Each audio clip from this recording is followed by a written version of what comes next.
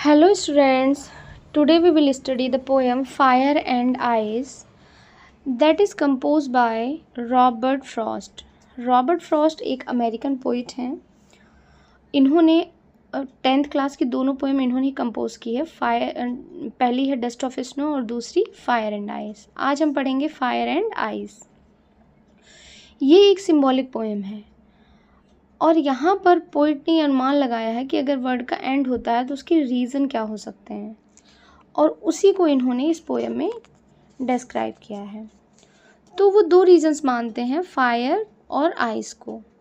अब क्योंकि मैंने बताया ना ये एक सिंबॉलिक पोएम है, तो फायर को वो ह्यूमन डिज़ायर से कंपेयर करते हैं। डिज़ायर यानी कि इच्छा, DESIRE, डिज़ायर। ह्यूमन की जो डिज़ायर्स होती हैं, इच्छाएँ होती हैं, वो भी वर्ड के डिस्ट्रक्शन का, विनाश का कारण बन सकती हैं।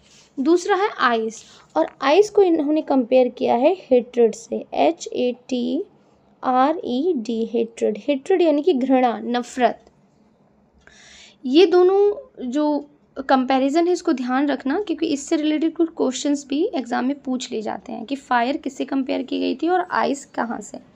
तो fire is compared with desire and ice is compared with hatred. और यही दो मेन रीजंस बताए हैं उन्होंने वर्ड के डिस्ट्रक्शन के, विनाश के। वर्ड यानी कि संसार और डिस्ट्रक्शन यानी कि विनाश। तो चलिए पोएम स्टार्ट करते हैं।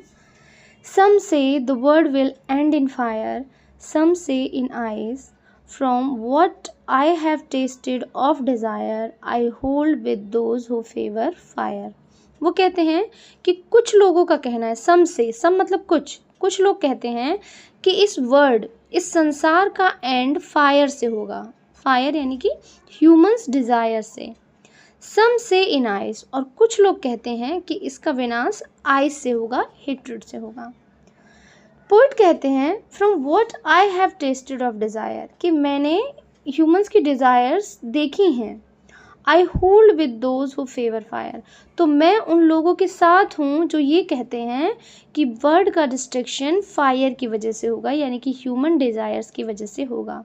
उनका कहना है कि जो मतलब जो लोग हैं, जो ह्यूमन बींग्स हैं, उनकी डिज़ायर्स इतनी ज़्यादा हैं और मतलब इतनी डिस्ट्रक्टिव हैं, वो अपनी डिज़ायर्स को पूरा करने के लिए कुछ भी कर सकते हैं। और शायद क्योंकि वो सेल्फिश, जो उनकी डिज़ायर्स में सेल्फिशनेस है, उसकी वजह से हो सकता है कि फायर या डिज़ायर जो है ह्यूमन की, वो वर्ड के डिस्ट्रक्शन का कारण बन सकती है।